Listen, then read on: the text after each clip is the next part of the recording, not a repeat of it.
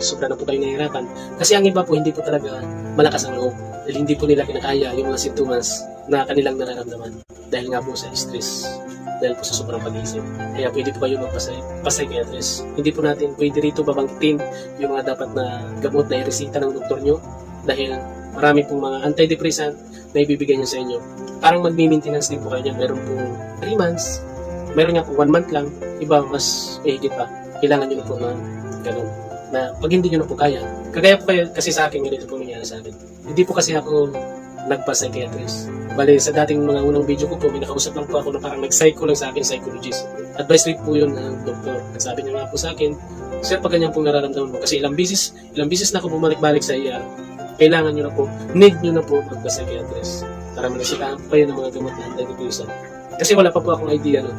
Hindi ko pa alam kung ano mga gagawin ko dahil nga po sa sobrang sama ng aking nararamdaman, pakiramdam.